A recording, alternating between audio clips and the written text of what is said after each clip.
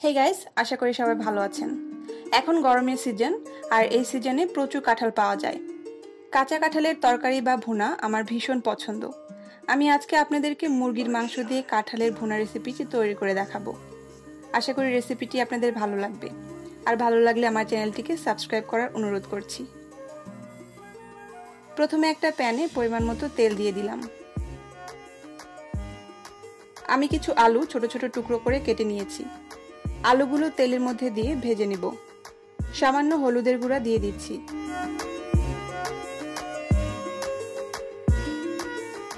লবণ দিয়ে দিচ্ছি পরিমাণ মতো।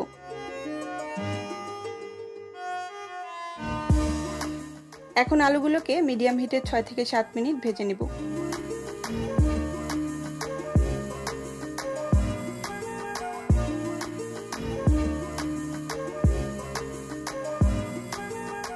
আলুগুলো ভাজা হয়ে গেলে এগুলোকে আমি উঠিয়ে নিচ্ছি।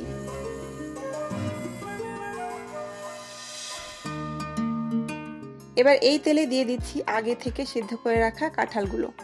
কাঁঠালগুলো কিন্তু একটু ছোট ছোট টুকরো করে কাটা। আমি যেহেতু মাংস দিয়ে ভুনা রান্না করব, তাই একটু ছোট ছোট টুকরো করে কেটে নিয়েছি। এবার এতে দিয়ে দিচ্ছি সামান্য হলুদের গুঁড়া, পরিমাণ মতো লবণ দিয়ে দিচ্ছি।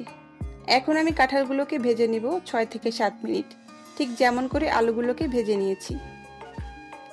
আমি আজকে দেখাইনি কিভাবে কাঁচা কাঁঠাল কাটতে হয় ও কিভাবে তা কষমুক্ত করতে হয়। আপনারা যদি দেখতে চান তাহলে অবশ্যই কমেন্ট বক্সে কমেন্ট করে জানাবেন।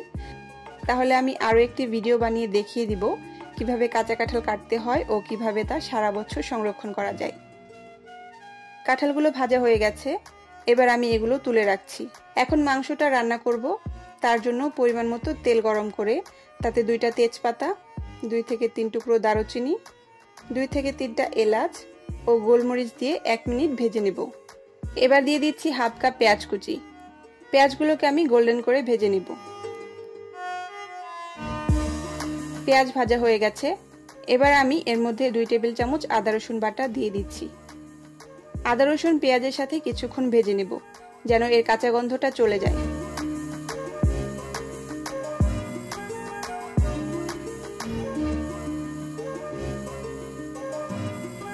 সামান্য একটু পানি দিয়ে দিচ্ছি যেন মশলাটা পুড়ে না যায়।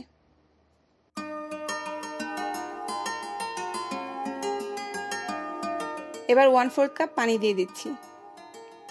দিয়ে দিচ্ছি হলুদের গুঁড়া 1 চামচ, মরিচের গুঁড়া 1.5 চামচ, লবণ দিয়ে দিচ্ছি স্বাদ মতো, ধনে গুঁড়া দিয়ে দিচ্ছি 1 চামচ, হাফ চামচ রাঁধুনি গুঁড়া দিয়ে দিচ্ছি।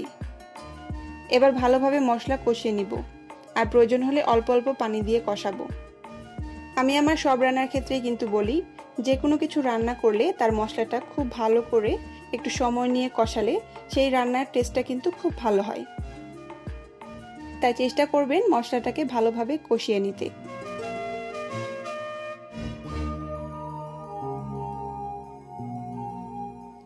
মশলা কষানো হয়ে গেছে, এবার আমি এর মধ্যে মুরগির মাংস দিয়ে দিচ্ছি।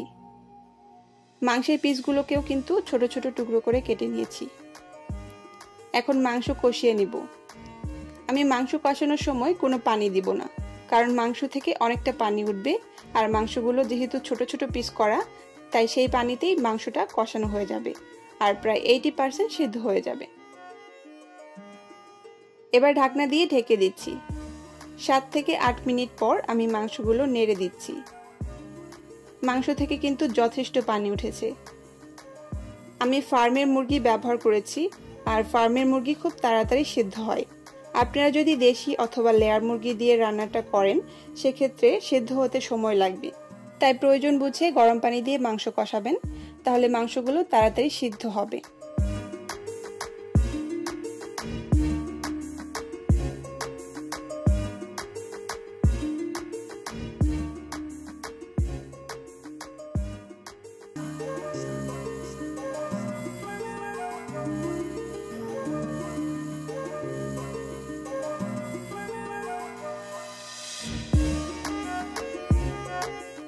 আধা ঘন্টা মাংসটা কষানো হয়েছে আর মাংসটা কিন্তু খুব ভালোভাবে সিদ্ধ হয়ে গেছে। এখন আমি ভেজে রাখা কাঁঠাল ও আলুগুলো এর মধ্যে দিয়ে দিচ্ছি। ভালো করে নেড়েচেড়ে মিশিয়ে নিব আর ঢেকে দিয়ে 5 মিনিট রান্না করব।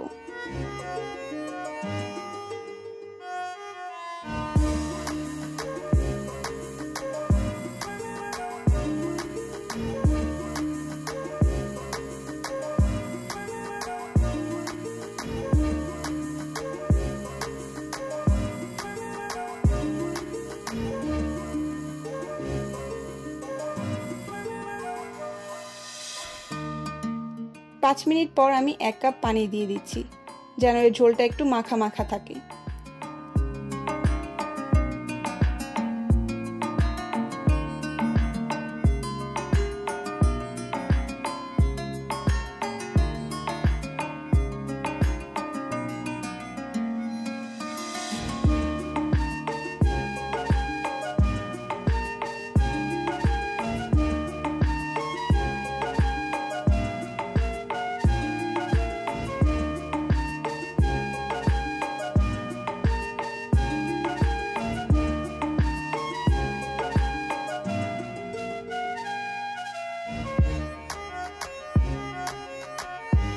পাঁচ মিনিট পর আমি একটু নেড়ে দিচ্ছি।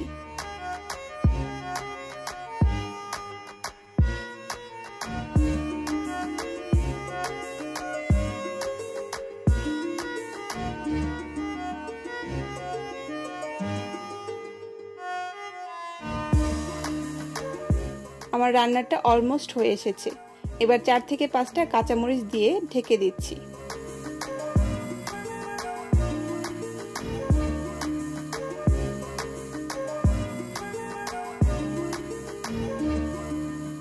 পাঁচ মিনিট পর আমি হাফ চামচ ভাজা জিরার গুঁড়া দিয়ে দিচ্ছি।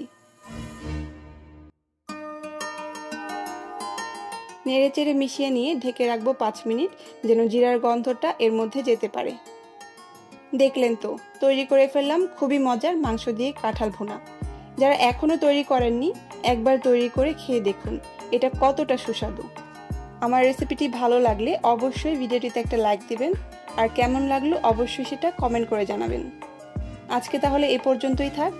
সবাই খুব ভালো থাকবেন। ভিডিওটি দেখার জন্য আপনাদেরকে অনেক ধন্যবাদ।